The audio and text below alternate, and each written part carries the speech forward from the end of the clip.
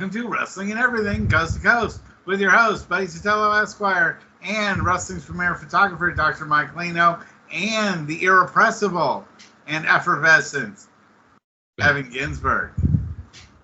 And so, you know, first of all, happy post 4th of July to everybody and to you guys. I hope you found a way to be more productive than me, stuck in 2-hour traffic trying to get to the beach, because everybody in all in Northern California wanted to go to the beach this July 4th, and I was stuck in morbid traffic. But you know what? It's one of those times where you're just like, you know what? At least you're in the car with air conditioning.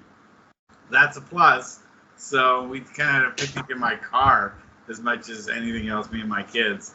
We finally made it to the beach, and then 2 hours later we got hit by fog, which just immediately rolled in on us. So that was our holiday. What beach did you go to? Stinson. Yeah. And it made the news for being like one of the most traffic-logged places in the entire Bay Area for that weekend. So at least I wasn't alone in my stupidity.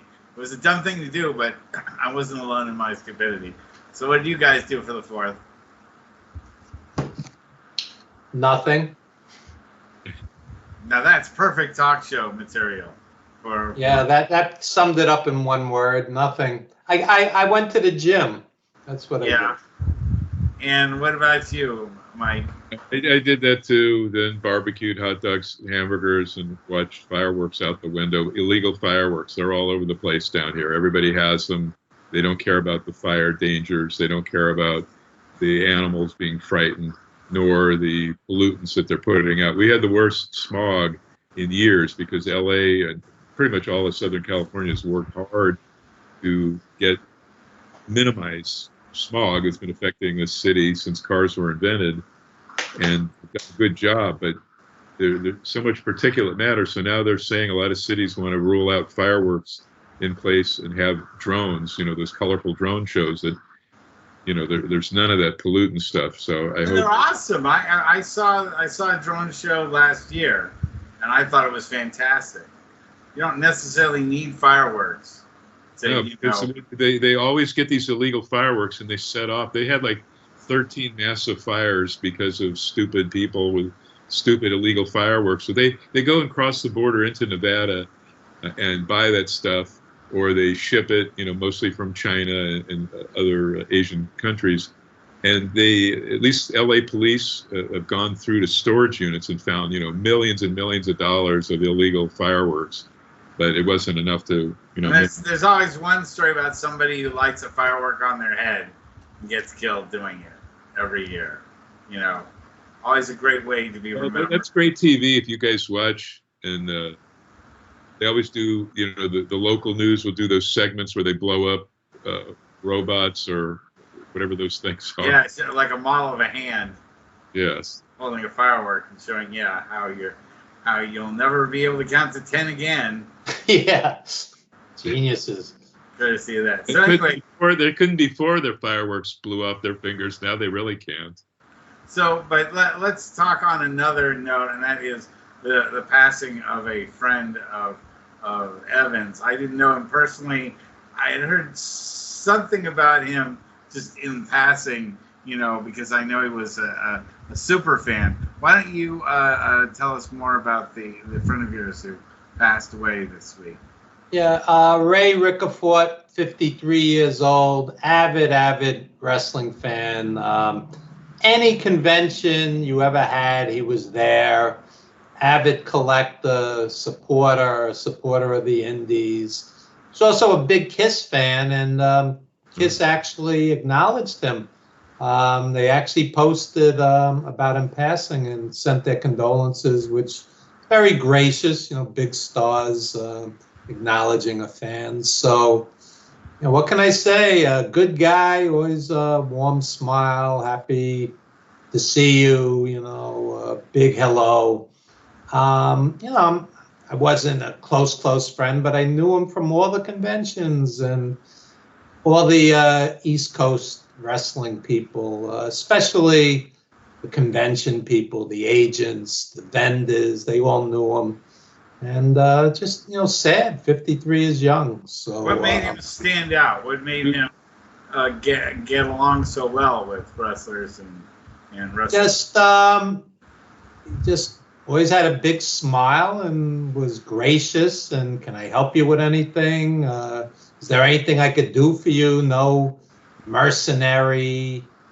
The guy was just a good guy. I mean, everybody was very upset about his passing, and it's like the best comparison somebody Mike knew would be Scott Epstein. Like, everybody knew him on the circuit, the convention circuit. It's a whole different thing than the WWE circuit or the AEW circuit. The convention circuit's a different, crew of people, and Ray was just always there. So it's going to feel odd the first convention you're at, and he's not there.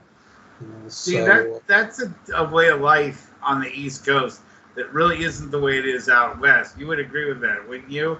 The number of conventions that happen out on the East for wrestlers is way more than what we get here in the West. Mike, I've been to Philly, New York, Jersey, Boston, Washington, D.C. They have tons of things, way more indie shows and way more fan fest conventions. And then you also see wrestlers at Chiller Theater. On that note, I want to ask Evan, WWE is really shoving this thing in late August 27th or something, autograph show. And their talent is a small part of an overall, I don't know if it's entertainers or just, like Chiller Theater conventions. Evan, what do you think WWE is? They must be getting a lot of money to send like 15 pieces of talent and constantly. Oh, they're charging hundreds of dollars, greedily charging hundreds of dollars per autograph and photograph, and they call it photo op.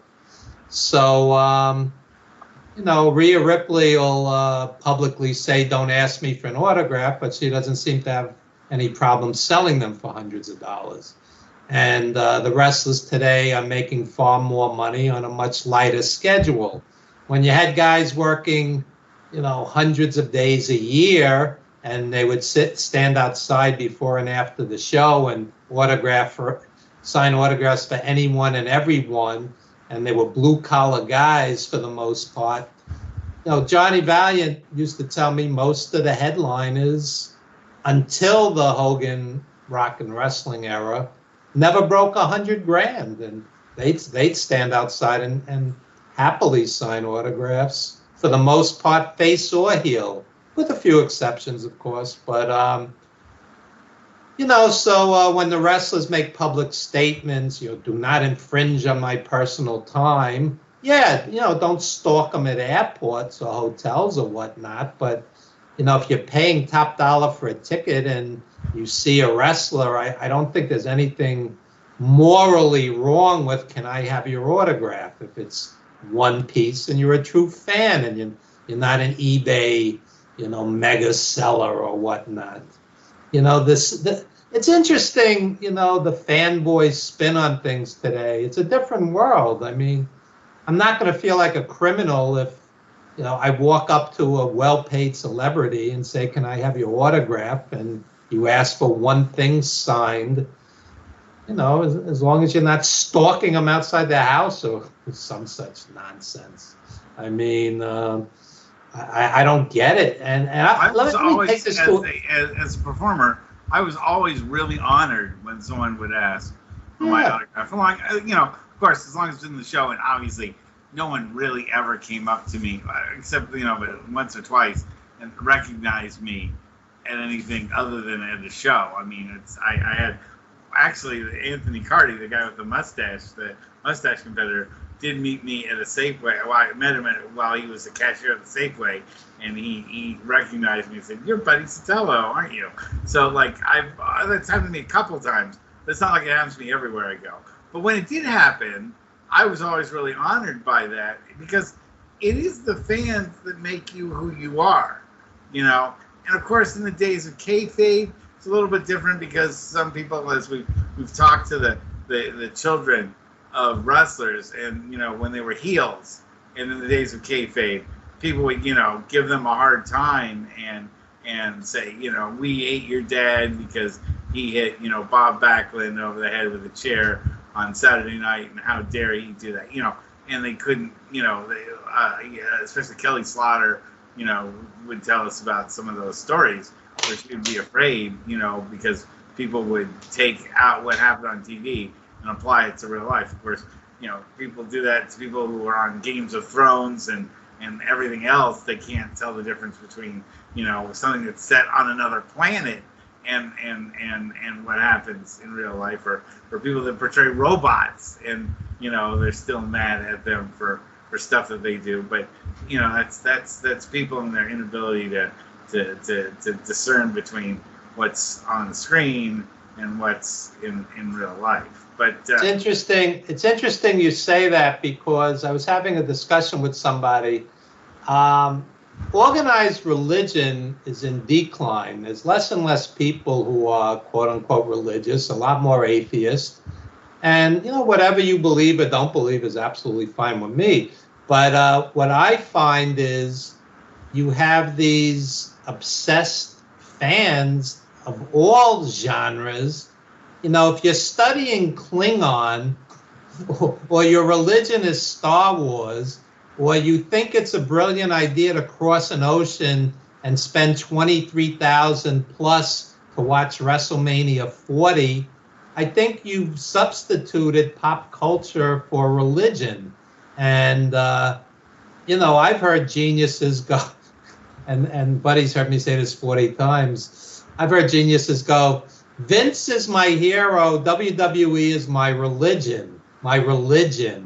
So, if you cross that line into obsessive, where you literally will cross an ocean and, drain your kid's college fund to watch Roman Reigns lose his belt or whatnot, I think it's almost like a religious fervor, a religious pilgrimage that some of these people make for these obscenely priced, generally disappointing wrestling events. And it's a substitute for religion for some of these people.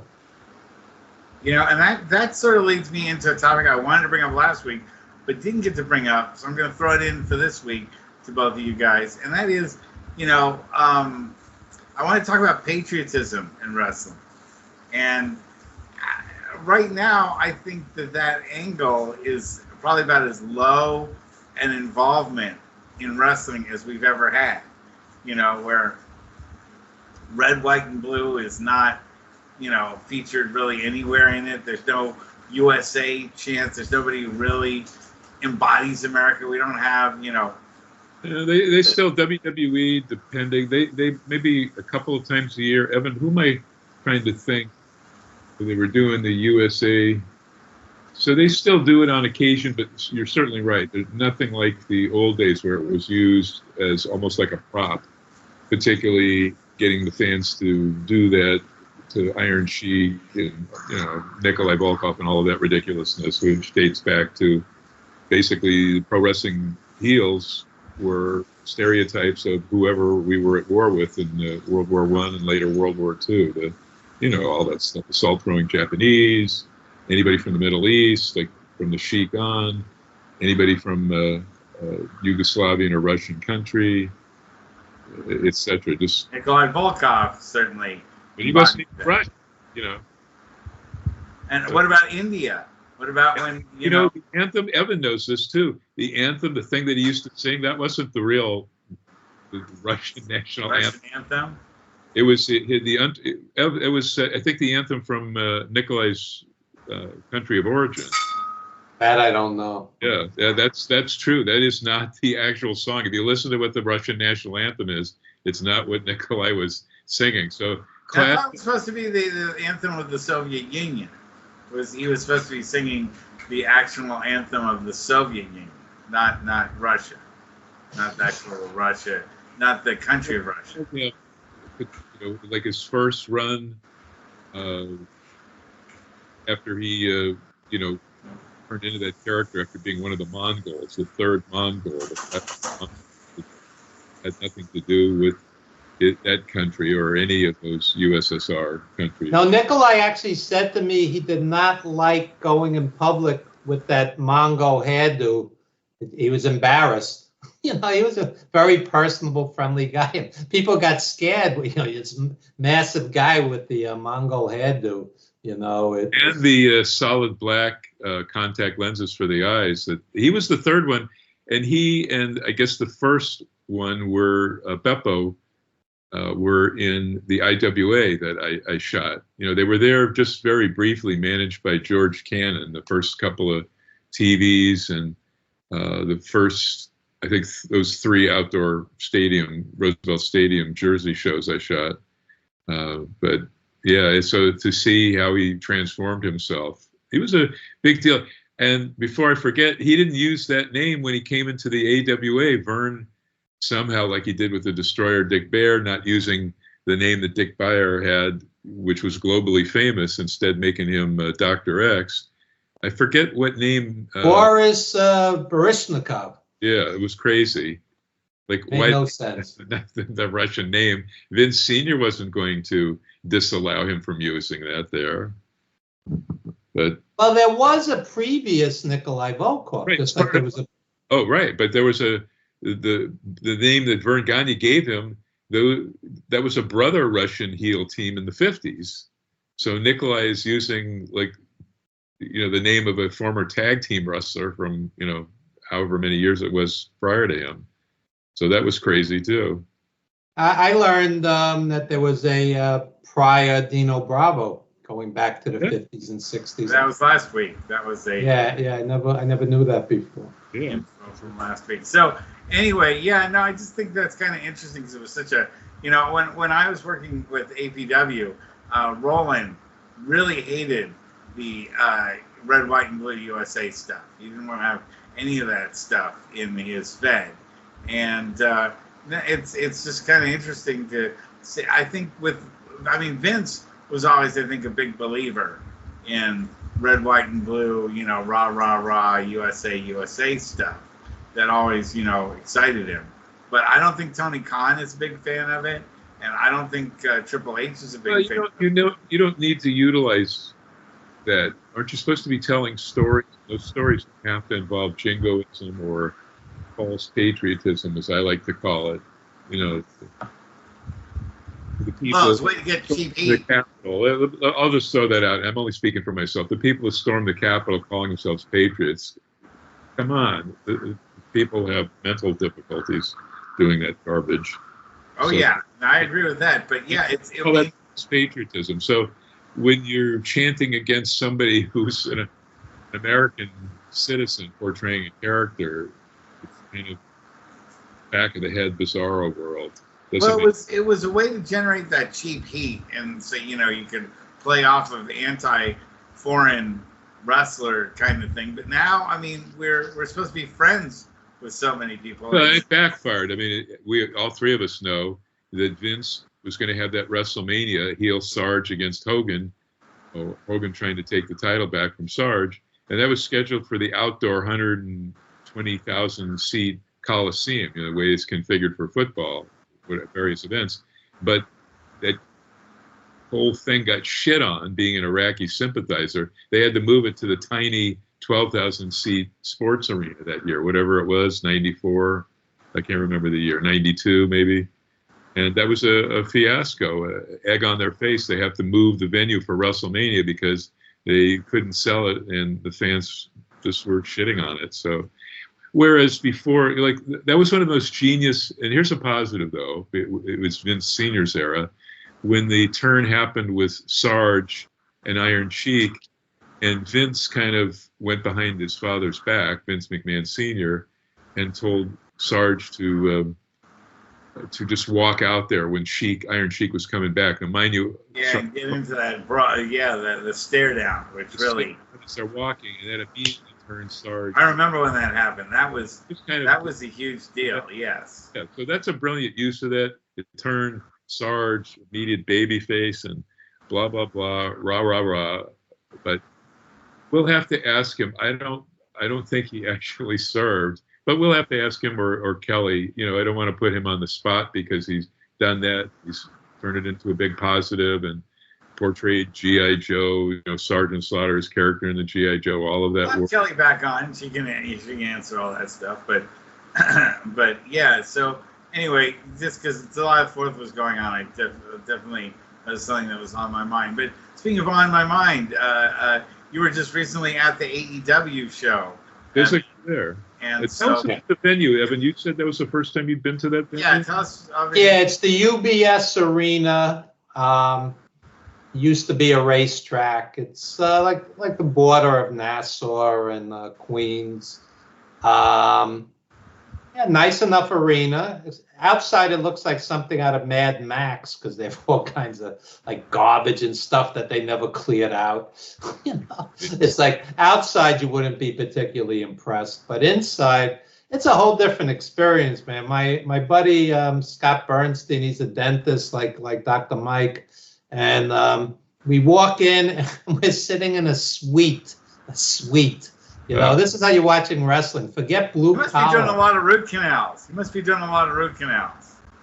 Where does he get his contacts? He's got the good contacts, or I don't know. One of his patients had a suite, and he just, you know, let us use it. So anyway, we're sitting in this elegant suite with like, you know, with like waitress service and ringside was $595.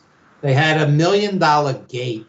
You know, this isn't, you know, $3 to $6 or $4 to $7 going to the Garden, blue collar, you know, like we grew up on. This is a whole different experience. $55 to park your car. Okay. So you take the subway to it? I did. I'm not paying $55 to park. So anyway, to make a long story short, with the no, we need you to make it long. So it's 26. We got a half hour to go. So yeah, I'm gonna make it long like they did. It was 5.5 hours. Good. 5.5 hours. 15 matches. The 0 hour. That reminds me of like you know, a poorly booked indie card where everybody has to get their brother or their cousin on the show, and everybody, you know, joins in. You have, you know, 3 10-person tag team matches. You know? Exactly. So you're sitting there. First, you have to get to the place. Then the pre-show is 5 matches. The pre-show is 5 matches. I'm not exaggerating any of this. That's enough for a lot of people to watch and go home. What's that? Oh, I watched all those matches, and again, I thought the Lucha 6-man was terrific. But I've sent the Lucha match is one of the best matches of the night. But a lot of people could watch 5 matches and then say that's it. That's enough wrestling for them. No, really. So you've just seen 5 matches, and then the pay-per-view opens. So MJF comes out with one of the luchadors, and it was an okay, nothing special match. So that's already match 6 of the night. Okay. So now you basically just started the pay-per-view and you have 3.5 hours ahead of you. And to make a long story short, it becomes an endurance contest. And the matches that are just okay, good, or even very good, you kind of numb. You kind of numb after a while. How many times can you see 1, 2 kick out? I mean, you can't get so emotionally invested. You know, you could maybe in the first like 3 or 4 matches, but after a while, I mean, when you're seeing one arm lock versus another arm lock, you've seen 15 arm locks already. You know, in the, you know, or you know, reverses into the turnbuckle by your 6 minutes. I mean, there's only so many wrestling moves you can get in that are novel. So what happens is when a match is great, like Bryan Danielson and Shingo Takagi, then it kind of wakes you up because it's like, wow, you know, these guys are amazing. And ironically, you felt when I say you, me, and the people that I communicated this with, you know, when Ospreay and Swerve came on last, match 15, it was so great that it, you know, rejuvenated you. You know, you perked up again.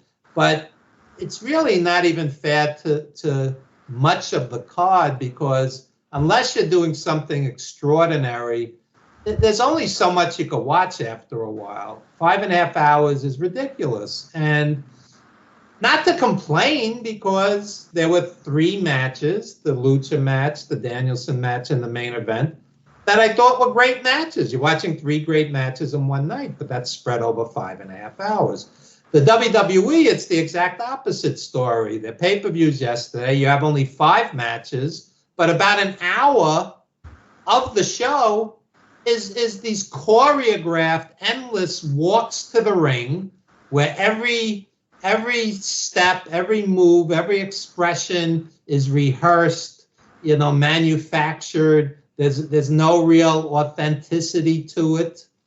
Every once in a while, I noticed, like, Cody Rhodes signed an autograph for a little kid. That's spontaneous. But, you know, much of it is just robotic. And why do you need to see 6 people walking to the ring endlessly? And then there's a sing-along to follow that.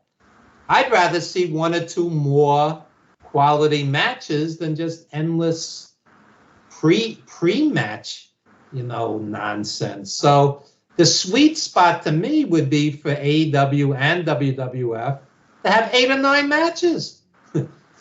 That to me is the answer. Yeah, 4, then intermission, then 4. Well, they said 2 hours, 2 hours 45 minutes to 3 hours 15 is about all any fan should have to. You know, that's like a sweet spot for the fans in terms of keeping their energy up. Not 5 hours, but, you know, say around 3. It's over 5 hours. And this is an issue that I have been rallying against since you guys have known me, which is, this is what we're seeing it not just in wrestling, we're seeing it in all forms of entertainment, except baseball that decided we actually got to move the time of games back, so that, you know, we got to speed games up so people aren't stuck there. But I mean, movies are creeping into the 3-hour territory, and very, very few times have I seen something that's been over 2.5 hours that I felt was worth the extra half hour. I almost always, after that 2-hour period, I usually start going, you know what? They cut a scene out and they cut a scene out there, here, there. It would have been a 2-hour film. It would have been a lot faster and a lot easier to sit through. You know, I mean, I really feel like in any movie that's over 2 hours, the director should write a little, you know, note at the bottom saying, I kept this scene in because I felt we had to have 20 minutes worth of driving here. You know, where the 2 of them stare at each other in silence for 5 minutes, you know, in between sentences. You know, I have to do that for the movie. Otherwise, you wouldn't have the same plot. I don't know if you ever saw Once Upon a Time in Hollywood. Yeah, that's good. A great movie. I didn't like it because I thought there were a number of scenes like that just had the 2 of them sitting around driving from place to place. And you're like, what the hell are they talking about? That's nothing to do with the movie. There's an historic scene recreating Judo Gene LaBelle with Bruce Lee. Just get to that stuff. Just don't have the long driving scenes. You don't need it. You don't. Well, let me just say this as somebody who actually works on movies. Distributors will tell you the ideal length of a documentary is 80 minutes. 80. Why? Because the average person doesn't have the attention span to sit there forever. Plus, it's the discipline of editing a tight movie where every second counts, every minute counts. On the other hand, if you're a master filmmaker and you've just made The Godfather, I don't think you need. I think 3 hours is just fine. It's a masterpiece, but a lot of people, it's very self-indulgent. You don't need a superhero movie to go 3 hours. It's just no, you don't. Or even don't you think that people's attention spans, probably since the late '80s MTV generation, they're much shorter now? Whereas you look at wrestling, or even a show like Dallas that would only have the big angle once a year. Now we've got all kinds of angles in every single show. For the AWA, Vern Gagne classically would only have one big TV angle to get a feud going per year. Now there's a jillion of them. And wasn't the original WrestleMania like 3 hours? And it had a lot of shitty matches, like squash matches, like a masked Buddy Rose against Ricky Steamboat and things like that. Yeah, no, I mean, I don't always think more is more, except, of course, the longer you run these shows, the more advertisements you can put in people's faces, and the more, things you can try to sell them while they're sitting there at the arena for 5.5 hours. I mean, geez, you probably wind up serving them breakfast, lunch, and dinner when they're there that long, right? I mean, they're that long, you almost have to rent them a hotel room, I hate to tell you what it costs to feed a family of 4 at these places. I know already because I, went to a 49ers game earlier this season. Yeah, yeah. Yeah, it's just I paid $65 to buy lunch for my friend. It was no more than a hot dog and a pretzel and nachos and a beer for him and a soda for me, and that was it, and popcorn, and that was $65. The previous AEW pay-per-view, World's End, between the tickets, the parking, and the food, my buddies spent almost $600 for a family of 4. So, you're not talking a blue-collar thing anymore. It's once a year, or a graduation present, a birthday present, whatever. Was he checking the teeth in the people that were around him just to see if he could get a root canal referral? He was doing a couple of scalings between matches to try to make up for the expense. Yeah. That's pretty good. So, tell me about your thoughts about the Money in the Bank match. Okay, I'll make it quick. No, don't. We have lots of time.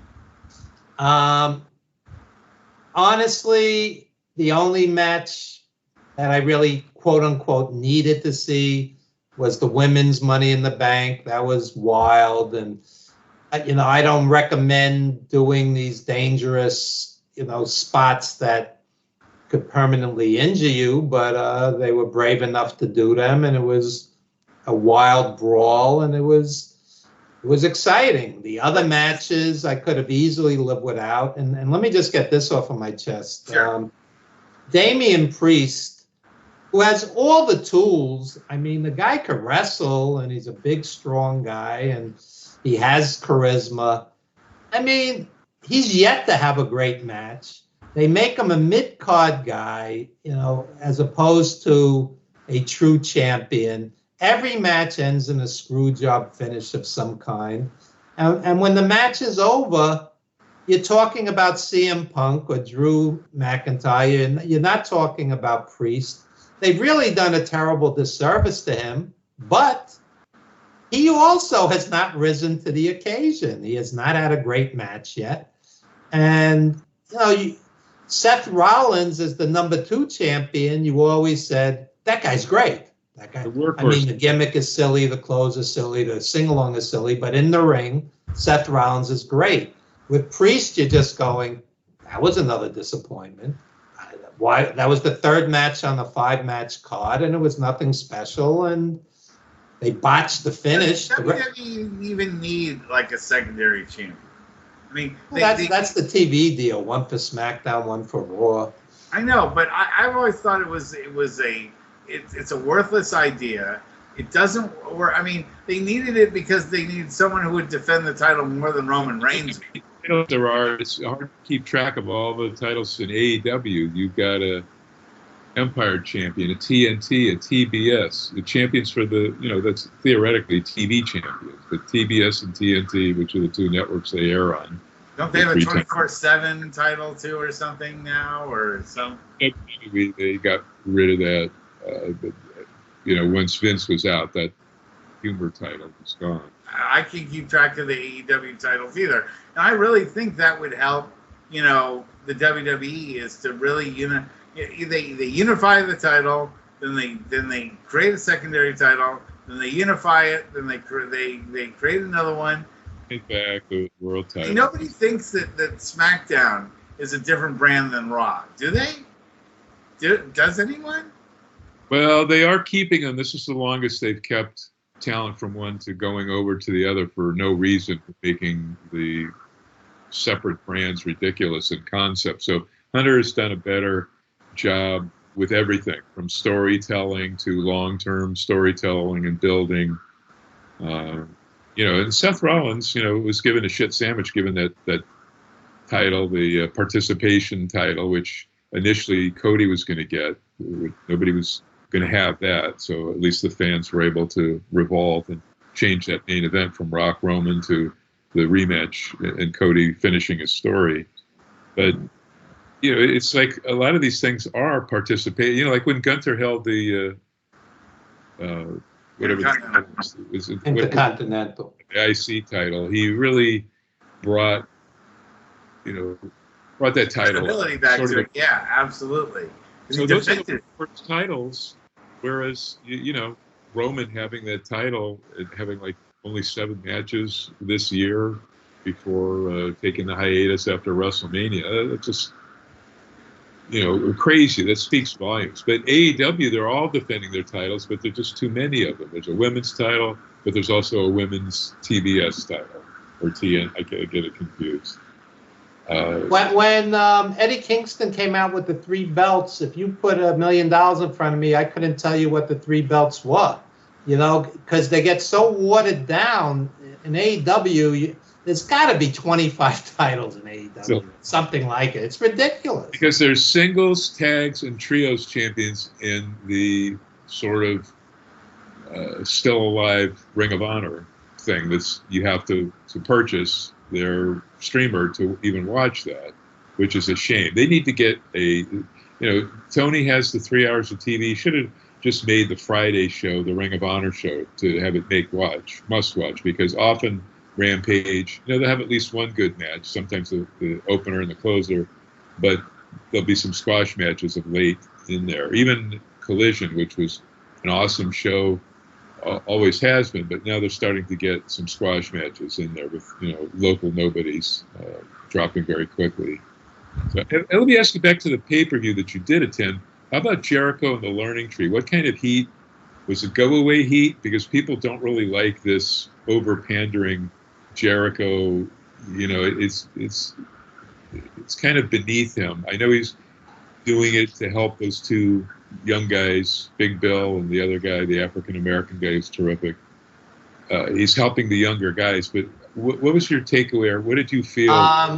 Some of the fans legitimately are disrespecting him. They're chanting, "Please retire," and Jericho has had 30-plus years of great wrestling behind him, and if you lose a step or 2 and gain a few pounds in your 50s, I mean, I think it's pretty disgraceful that the fans have turned on him, and it's kind of like they're spoiled kids. They're not getting, they're not getting 1990s or 2000s Jericho, but how about the fact that every time a wrestler is in need with a GoFundMe, Jericho and Mick Foley are the first guys to dig into their pockets and help them. Yep. Kevin Sullivan is a GoFundMe for him. He's in bad health now, and Jericho, immediately, puts thousands of dollars into it. Yeah, Al Snow is also a guy who remembers his indie roots. Who's that? Al Snow. Yeah, and so this is not the guy to hate on. I mean, they were just cheering him 6 months, or maybe not even that, 3-4 months ago when he was, singing his rock song, or they were singing it back to him. And so Jericho, as the heel, feeds into it and goes, "I'm from Long Island, and you love me. I'm your hero." And then they boo him more, and he's getting heel heat. But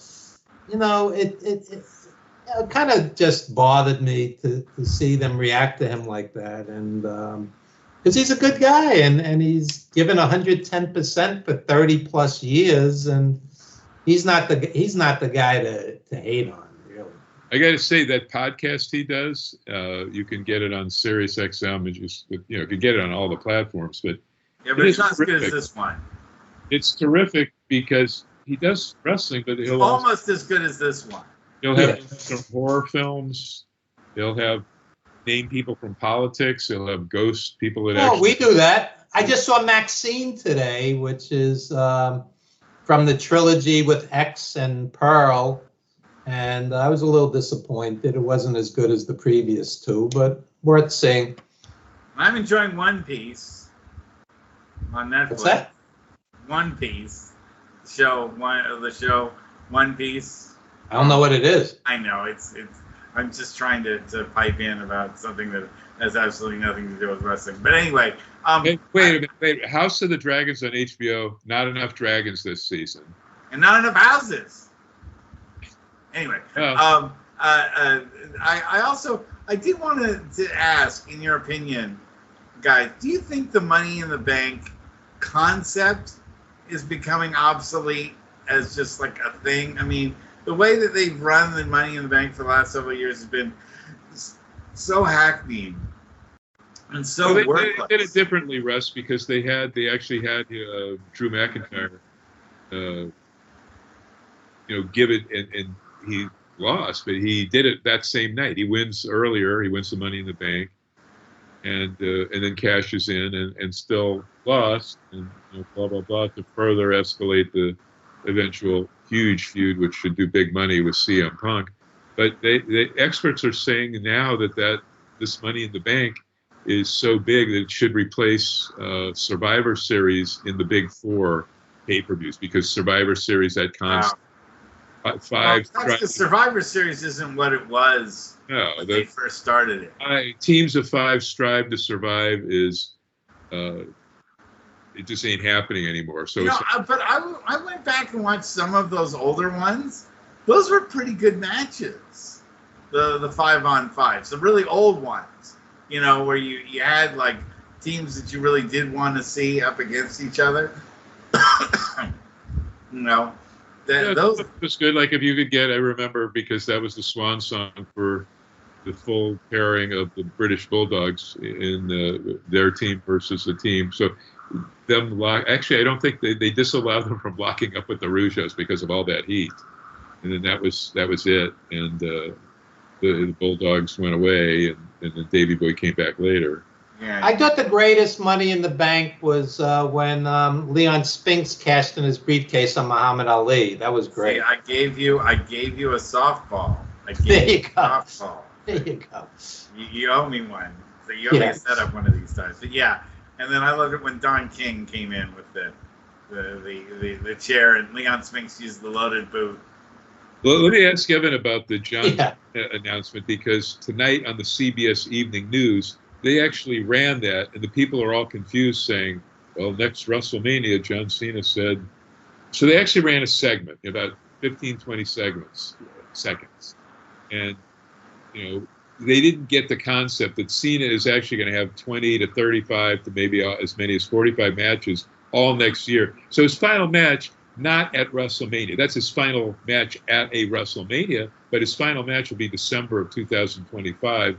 This is a non-story. How much time did they waste on the pay-per-view, which I didn't watch last night, or the premium quote-unquote live event? Yeah, he comes out like teary-eyed, like he's about to announce his retirement, and then he announces like a year-long tour next year.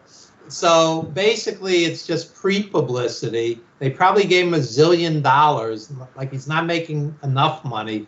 All these poor guys that do voiceover work, this guy's taking all their work, besides being a major movie star, So, I happen to like Cena. I saw Cena headline the Garden against Bray Wyatt one night, and against Roman Reigns another night. Saw him as the prototype. We saw him when he was, from XPW. UPW. or UPW from Rick Bassman's UPW in Long Beach, Yeah, California. he was just known as the prototype back then. So There you go. you know, I mean, he didn't. Nobody even asked him for autographs. To OVW, he came up as part of, and that's when Samoa Joe and Frankie Kazarian and the Ballard twins with Alyssa Anderson as their valet before she wrestled. They were all coming up, and they had that that was a feud done right, unlike BTW versus APW, where it was all BTW for White's fault. Yeah, APW versus UPW was a promotion. Like, credit to Cena. I mean, if he can make that money, you know, doing it, if the WWE is going to throw that money at him. And he already did all the pre-tapes. He's the host of Shark Week, which started tonight on Discovery Channel for full week. I didn't get you anything. Yeah. Shark. Yeah. Happy Shark Week. Yeah. It happens with all these sharks biting people. Well, those corporate sharks at WWE. Yeah, I'd rather swim the real ones than the WWE corporate sharks. You have a much greater chance of surviving with real sharks than you do with, because you know, the real sharks will not attack you unless they feel threatened. Corporate sharks will attack you for any reason. They think you have 20 cents in your pocket. Predator sharks will attack. Yeah, absolutely. So, so what are you guys looking forward to in the next month in wrestling these days? What's going on in the next month? Well, I'd like to think that All In on August 25th. Yeah, that should be a huge show. I mean, they have to fill a lot of seats at Wembley, so I'd like to think Ospreay's going to have a big match, and obviously Swerve will as their champion. I'd like to see Ospreay against Zack Sabre Jr. or a big match. No, it's going to be Ospreay MJF, but yeah, if you go look on YouTube or even the last, which was still great, the last New Japan match they had, Sabre and Ospreay. Amazing stuff. I saw amazing stuff they had in person at Pro Wrestling Guerrilla. They had 2 matches there, if memory serves. And, they're amazing. I forget who Danielson, they might build this as Danielson's in-ring regular wrestling retirement, even though he can still appear on TV or whatever role they might have for him. I think he might just walk away entirely to be a dad to his baby. I think they have 2 kids now. Yeah, this is amazing. Are there any movies you guys looking forward to seeing this summer at all? I mean, normally, this time of year, this is like when all the great, movies are out. And I got to tell you, I'm really like nonplussed by what is being offered. There's The Quiet Place prequel. Is that what it's called? Yeah, exactly. That should be good. And the Wolverine versus Deadpool. That doesn't excite me. I know. Yet another, but Marvel's betting a whole lot on it because it's really their one big movie for this summer. We'll see if that doesn't do well. Maybe we may see a lot fewer superhero movies. Well, we probably will see a lot fewer superhero movies. You need to either have a full-on 2-hour documentary. I could go 2 or 4 hours on Stan Lee, or a biopic with, like, Evan, who would you have play Stan Lee? You're the director, the casting agent. Well, it would have to be. He was so old for so long. I would think it would have to be an older actor. Well, it depends what part of your life you're talking about. You could be talking about. Yeah, that's true. That's true. 50s version. But they have different actors playing him at different parts, or De Niro with the makeup, or Pacino with the makeup. Oh no, you gotta get someone who's Jewish. Yeah, I think you're right. But maybe there isn't, the perfect fit for that. Well, I think contractually, Samuel L. Jackson and Matt Damon have to be in every second movie ever made, so it would have to be one of those guys. Samuel L. Jackson as Stan Lee. Yes. Enough said, MFer. Matt Damon as Martin Luther King, because they have to be in every second movie ever made. So I've never asked Ev. I'm sure Ev at all of these different fan fests, chiller theaters, all these conventions, you had to have met Stan Lee at least once. I don't think I met him I don't remember. Yes, you can just I walk met around and George shake the Romero once. He was super nice. Wow. That's pretty big right there. I met Jack Kirby. I met Jack Kirby. He was awesome. Yeah, I got his autograph on Fantastic Four number 100. It's one of my I met Jim Steranko. I met Neil Adams. I was a huge comic book fan back in the day. Bob Kane was at something I went to. I hope the Fields family, it was like just a husband and wife. The thing that you and I were at, Evan, that they did quarterly around the country, and they did Burbank was one of their stops. I think it still goes on, but I don't know. Hollywood Collectors Show. Yeah. That's still big, and the tabloids now go crazy, for the photos. I mean, like the one we went to, I took pictures. The kid from Family Affair was sitting there as the policeman watching over Rip Taylor at the one that Evan and I were at. And so many insane people. Tracy Lords kind of over, but she could hear Iron Sheik when he went crazy, stood up and started cursing. And so Greg Valentine was taking bumps on the hotel carpet just to entertain us. He would just fall face down, flat on his face. And we would just be roaring because the average person who didn't know who he was, they just had no idea what was going on. Why is this guy falling flat on his face? So, some of those conventions were a lot of fun. I'll tell you a quick story. So we're on the shuttle bus. I'm on the bus with all these legends. We went as agents and we booked them at the Hollywood Collectors Show. There's Albano and Sheik and Nikolai and Lanny Pop. Mike was there. He saw all these guys. So this woman's on the bus and she's staring at Nikolai, and all of a sudden she goes, "You're Nikolai Volkov." And Nikolai was like the friendliest, warmest guy in the world. And Nikolai goes, "Very nice to meet you." And she goes, "Let me introduce you to my partner, the Iron Sheik." And she looks at the Sheik, and he's, dead asleep. He's exhausted. He's much older, obviously, than when she remembered him. And she says the absolute worst thing you could say. She goes, "That's not the Iron Sheik." And he flips out. He goes, "You jabroni, get away from me." And she flees in terror to the front of the bus. I'll never forget this, So, man, it was wild being on the road with those guys.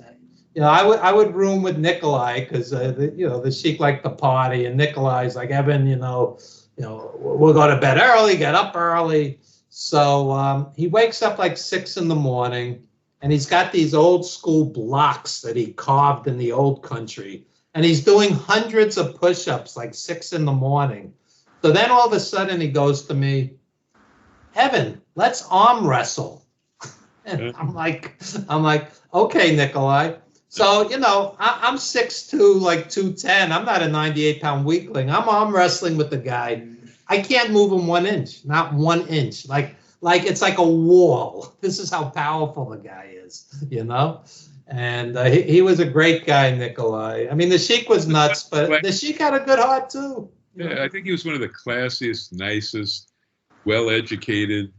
He was a great guy. You and I've met a lot of maybe not so nice people, but then there's a multitude of great people and great conversationalists. And Bret Hart, when Nikolai died, said Nikolai Volkov was the nicest wrestler I ever met.